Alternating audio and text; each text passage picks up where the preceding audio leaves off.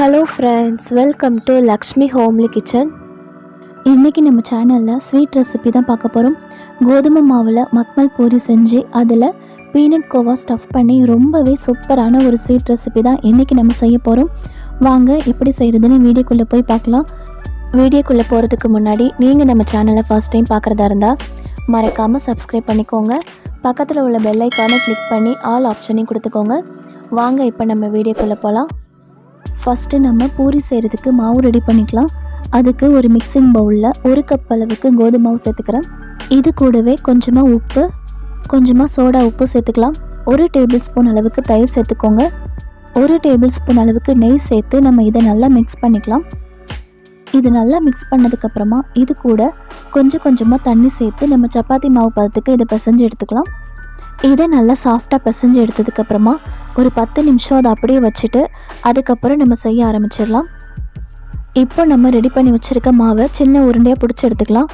அதுக்கப்புறமா இதை நம்ம நார்மலாக பூரிக்கு தேய்க்கிற மாதிரி தேய்ச்சி எடுத்துக்கணும். அதுக்கு ஒரு சப்பாத்தி பலகையில் கொஞ்சமாக கோதுமை மாவு சேர்த்துட்டு இதில் நம்ம ரெடி பண்ணி வச்சுருக்க மாவை சேர்த்து நம்ம நல்ல ஒரு ரவுண்ட் ஷேப்பில் தேய்ச்சி எடுத்துக்கலாம். இந்த அளவுக்கு திக்னஸ் இருக்கிற மாதிரி தேய்ச்சி எடுத்துக்கோங்க. இதே மாதிரி நம்ம எல்லா மாவையுமே தேய்ச்சி எடுத்துக்கலாம். இப்போ நம்ம பீனட் கோவா ரெடி பண்ணுறதுக்கு ஒரு மிக்ஸி ஜாரில் 1/4 கப் அளவுக்கு வறுத்த வேர்க்கடலை வச்சுருக்கேன், அதை சேர்த்துக்கிறேன். இது கூட 2 ஏலக்காவோட விதைகளை மட்டும் நம்ம சேர்த்துக்கலாம். 1 டேபிள் ஸ்பூன் அளவுக்கு சர்க்கரை வச்சுருக்கேன், அதை சேர்த்துக்கிறேன். உங்கள் இனிப்புக்கு ஏற்ற மாதிரி பார்த்து சேர்த்துக்கோங்க. இதை நம்ம நல்லா சாஃப்டாக அரைச்சி எடுத்துகிட்டு வந்துடலாம். இது நல்லா அரைச்சதுக்கப்புறமா இது கூட காய்ச்சி ஆற வச்ச பால் வச்சுருக்கேன், அதை சேர்த்துக்கிறேன். இதையும் சேர்த்து நல்ல ஒரு கோவா பதத்துக்கு நம்ம இதை அரைச்சி எடுத்துக்கலாம். இந்த அளவுக்கு இருக்கிற மாதிரி பால் சேர்த்து அரைச்சி எடுத்துக்கோங்க. அவ்வளவுதான், பீனட் கோவா நமக்கு ரெடி ஆகிடுச்சு. இப்போ நம்ம சர்க்கரை பாகு தயார் பண்ணிக்கலாம். அதுக்கு ஒரு பவுலில் 1 கப் அளவுக்கு சர்க்கரை சேர்த்துக்கோங்க. இது கூடவே 1 கப் அளவுக்கு தண்ணியும் சேர்த்து நம்ம இதை ஒரு கம்பி பதத்துக்கு காய்ச்சி எடுத்துக்கலாம். இதமான சூட்டில் 10லேருந்து 15 நிமிஷம் நம்ம நல்லா கொதிக்க வச்சாலே போதும், நமக்கு ரெடி ஆகிடும். இப்போ இது நல்லா கொதிச்சதுக்கப்புறமா ஒரு 1/4 ஸ்பூன் அளவுக்கு ஏலக்காய் தூள் வச்சுருக்கேன், அதை சேர்த்துக்கிறேன். இது கூட கொஞ்சமாக எல்லோ ஃபுட் கலர் சேர்த்துக்கிறேன். இதையும் சேர்த்து நம்ம நல்லா மிக்ஸ் பண்ணிவிட்டு அடுப்பை ஆஃப் பண்ணிடலாம். கடைசியாக கொஞ்சமாக லெமன் ஜூஸ் சேர்த்துக்கோங்க. அப்போ தான் நமக்கு சர்க்கரை பாகு ஆறுனதுக்கப்புறமா கட்டியாகாமல் இருக்கும். இப்போ நமக்கு சர்க்கரை பாகு தயாராகிடுச்சு. பூரியை பொரிச்சு எடுத்துக்கலாம். பூரி பொரிக்கிறதுக்கு ஒரு கடாயில் தேவையான அளவுக்கு ஆயில் சேர்த்துக்கோங்க.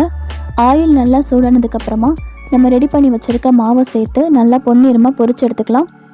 இதே மாதிரி நம்ம எல்லா சப்பாத்தி மாவுமே பொரிச்சு எடுத்துக்கலாம். இப்போ நமக்கு பூரி தயாராகிடுச்சு. இப்போ நம்ம ஏற்கனவே ரெடி பண்ணி வச்சுருக்க சர்க்கரை பாகு எடுத்துக்கலாம். அதில் நம்ம ரெடி பண்ணி வச்சுருக்க பூரியை சேர்த்துக்கலாம். சர்க்கரை பாகு ஆறிடுச்சுன்னா கொஞ்சம் சூடு பண்ணிவிட்டு அதுக்கப்புறமா பூரியை சேர்த்துக்கோங்க. இதை ஒரு 2 நிமிஷம் இந்த சர்க்கரை பாகில் நல்லா ஊற வச்சுட்டு நம்ம எடுத்துக்கலாம். இதே மாதிரி நம்ம ரெடி பண்ண பூரி எல்லாமே சர்க்கரை பாகில் ஊற வச்சு தனியாக எடுத்து வச்சுருங்க. அதுக்கப்புறமா நம்ம ரெடி பண்ணி வச்சுருக்க பீனட் கோவாவை இதோட சென்டரில் நம்ம சேர்த்துக்கலாம். எப்போவுமே நம்ம மக்மல் பூரி செய்யும்போது கோவா ஸ்டஃப் பண்ணி தான் பார்த்துருப்போம். இன்றைக்கி நம்ம பீனட்டில் கோவா செஞ்சு ஸ்டஃப் பண்ணியிருக்கிறது ரொம்பவே டிஃப்ரெண்ட்டான டேஸ்ட்டில் இருக்கும். கண்டிப்பாக ட்ரை பண்ணி பாருங்கள். இதை நம்ம ஃபுல்லாக அப்ளை பண்ணதுக்கப்புறமா இதை அப்படியே மூடிடலாம். இதுக்கு மேலே கொஞ்சமாக துருவின தேங்காய், கொஞ்சமாக நட்ஸ்லாம் சேர்த்தோன்னா இன்னுமே டேஸ்ட்டு சூப்பராக இருக்கும். அவ்வளவுதான், சுவையான மக்மல் பூரி நமக்கு ரெடி ஆகிடுச்சு. கண்டிப்பாக இதே மெத்தடில் உங்கள் வீட்டில் செஞ்சு பாருங்கள். செஞ்சு பார்த்துட்டு உங்களுக்கு இந்த ரெசிபி பிடிச்சிருக்கான்றதை மறக்காமல் என் கூட கமெண்டில் ஷேர் பண்ணுங்கள். வீடியோ பிடிச்சிருந்தா சேனலையும் சப்ஸ்கிரைப் பண்ணி சப்போர்ட் பண்ணுங்கள். Thank you friends.